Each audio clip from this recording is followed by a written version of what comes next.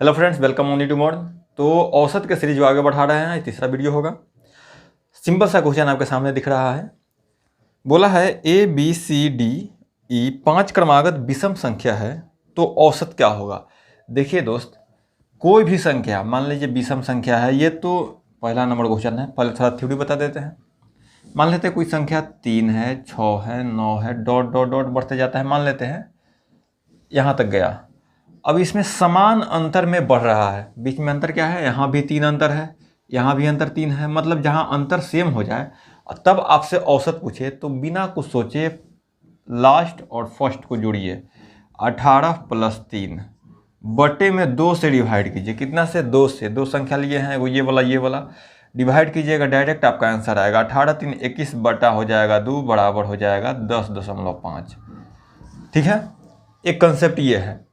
और दूसरा काम मान लेते हैं, इसको सीरीज को हम आगे बढ़ा देते हैं। 3, 6, 9, 12 होगा, 15 होगा और 18 होगा। यही संख्या होगा, 3 के मल्टीपल है। तो आप इसमें गिन लीजिए 1, 2, 3, 4, 5, 6 संख्या है। अब 6 संख्या, नंबर ऑफ टर्म कितना है? पदों की संख्या 6 हो गया। औसत निकालने के लिए दूसरा तरीका क्या कर सकते हैं? इस दोनों को ऐड करेंगे, बीच वाला दोनों को सम संख्या दिया हो टर्म, तब दोनों को ऐड करेंगे, 2 से डिवाइड करेंगे, फिर भी इतना ही आएगा। देखिए कैसे आएगा। 9 और 12 को ऐड कीजिए, 9 + 12 बटे में 2 कीजिए। 9 और 12 21 हो जाएगा, 21 बटा 2 10.5 आएगा। यहाँ से भी अगर नंबर ऑफ टर्म विषम पद होता, जैसे मान लीजिए यहाँ 18 तक न जाके ये होता 21, एक और टर्म आगे बढ़ जाता। अब नंबर ऑफ टर्म हो गया विषम, तो बीच में देखिए दोनों तरफ बराबर संख्या छोड़ दीजिए और बीच वाला आपका हो जाएगा क्या? बीच वाला आपका औसत हो जाएगा। 1, 2, 3, 4, 1, 2, 3। देखिए दोस्त, अगर हम इधर से 3 छोड़ दें, इधर से भी 3 छोड़ दें, यहाँ से 3 छोड़ दे संख्या और इधर से भी 3 संख्या छोड़ दे, तो आपका औसत क्या हो जाएगा? ये बीच वाला संख्या हो जाएगा। यही आपका औसत है। सोचना ही नहीं है। जब 3 का मल्टीपल 21 तक जाए, मतलब 3 का 7 टर्म तक जाए, तो आपको औसत क्या हो जाएगा? डायरेक्ट 12 हो जाएगा। बीच वाला इधर से भी इतना ही छोड़ देंगे, उतना इधर से छोड़ देंगे। ये तो बहुत बेसिक हुआ। अब आते हैं अपने ओरिजिनल क्वेश्चन पर। आपके सामने एक क्वेश्चन है, ए बी सी डी ई क्रमागत विषम संख्या है और बोला है इसका औसत क्या होगा। तो औसत के लिए हम क्या बोले हैं? पहला को और लास्ट और फर्स्ट को जोड़ के 2 से डिवाइड कर दीजिए, तो e + a/2 आपका आ जाएगा क्या? औसत आ जाएगा। चलिए औसत लिख ही देते हैं। या क्या, इधर से भी उतना ही टर्म छोड़ दीजिए और इतना ही टर्म इधर से भी छोड़ दीजिए, दोनों साइड से, और बीच वाला जो होगा आपका, और ये क्या होता है? औसत हो जाएगा। 5 गो टर्म है टोटल, विषम संख्या का पद है, तो 2 इधर से भी छोड़ दीजिए, 2 इधर से भी छोड़ दीजिए। आपके पास क्या बच गया? मात्र सी बच गया। सी ही आपका हो जाएगा औसत, बराबर सी। अब आपके पास में अगर ऑप्शन e + a/2 है तो ये भी सही है। अगर आपके सामने ऑप्शन सी के रूप में दिया है, ये भी सही है। तो आपके पास जो ऑप्शन होगा उस अनुसार से चलेंगे हम। आपके पास में option A B C D इस टर्म में दिया है, तो आपका आंसर हो जाएगा सी। यही आपका औसत है, बीच वाला संख्या। चलिए नेक्स्ट क्वेश्चन लेते हैं। एक अच्छा सा क्वेश्चन आपके सामने है। 4 संख्या ए बी सी डी का औसत ए दिया है। अब फिर से बोला है ए बी सी डी, और जो औसत आया है उसका 3/2। ये भी एक संख्या ले लिए। अब बोला है नया औसत क्या होगा। देखिए दोस्त, तीसरा नंबर क्वेश्चन है, ए बी सी डी। अब इस सभी का औसत जो आया है वो औसत है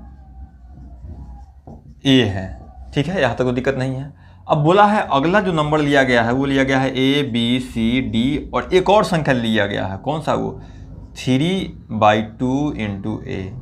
इसको भी ऐड कर लिए। अब बोला है नया औसत क्या होगा। देखिए दोस्त, अगर संख्या ये 4 ही होता, ये 4 ही संख्या होता तो हमारा औसत ए होता। यहाँ तक तो कोई दिक्कत नहीं है। चलिए, यहाँ पर ए हमारा औसत हो गया। अगर ये भी ए होता, तब फिर से हमारा कोई अंतर नहीं पड़ता। लेकिन ए नहीं है, बल्कि 3/2 ए है। मतलब ए से कितना अधिक है ये? इसमें से 3/2 ए में से ए को आप घटा लीजिए, तो 1/2 ए अधिक है। देखिए, औसत जो होता है, किसी में वैल्यू कितना भी कम हो, लेकिन औसत का मतलब ही होता है ओवरऑल औसत, सभी को जोड़ने के बाद में प्रत्येक के हिस्सा में ए पड़ रहा है। अगर ये भी केवल ए लेके आया होता तब तो औसत में कोई दिक्कत ही नहीं होता, यही होता।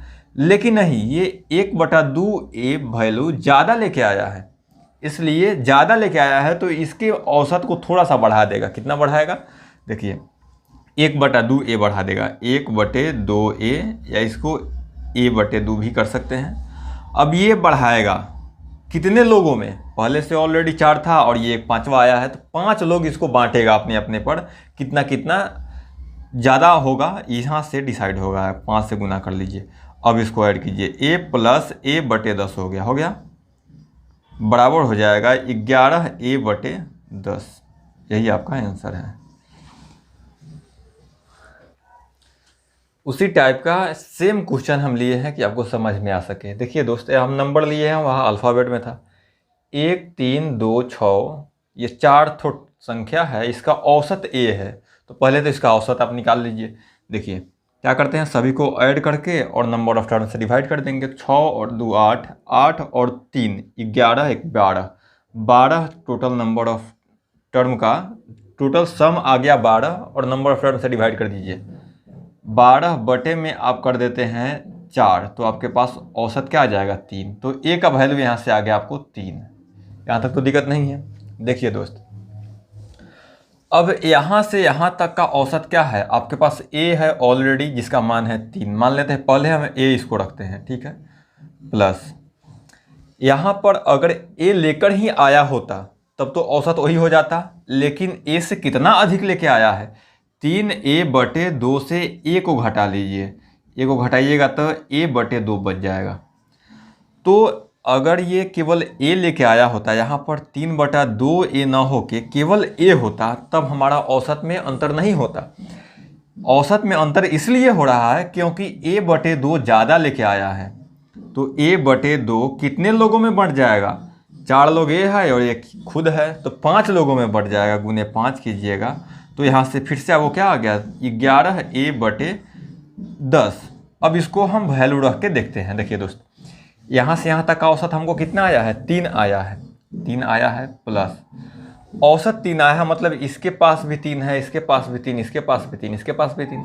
अगर यहाँ भी 3 ही होता तब तो हमारे औसत पर कोई अंतर नहीं होता। लेकिन 3 से ज़्यादा होने के कारण, देखिए इसको हम हटा देते हैं, इस चीज़ को हम यहाँ लेते हैं वैल्यू रख कर। 3 a का वैल्यू 3 दिया है और बटे में हो गया 2, ठीक है, तो 9 बटे में हो जाएगा 2। हमारे पास औसत ऑलरेडी कितना है? 3 है। 3 से कितना अधिक है? इसमें 3 घटा दीजिए, तो घटाने के बाद में आपको आ जाएगा 3 दूने 6, मतलब 3/2 संख्या जो है वो अधिक है, इसलिए हमारा औसत बढ़ जाएगा। तो कितना बढ़ेगा? 3/2 अधिक होने के कारण ये औसत बढ़ेगा। और कितना बढ़ेगा? इतना अधिक है, और इतना अधिक कितने लोगों में बंटेगा? ये बंटेगा 5 लोगों में। तो 5 से इसको फिर से डिवाइड कर दीजिए। अब आपके पास क्या आ गया? 3 + 3/10। अब इसको आप ऐड कर लीजिए, 30 और +3 33/10 आपका आंसर है। और वही चीज़ अगर यहाँ पर वैल्यू बैठा दीजिए, 3 रख दीजिएगा, a का वैल्यू, तो बराबर क्या आ जाएगा? 3 से गुना कीजिए तो 33/10। समझिए आ गया क्या? चलिए।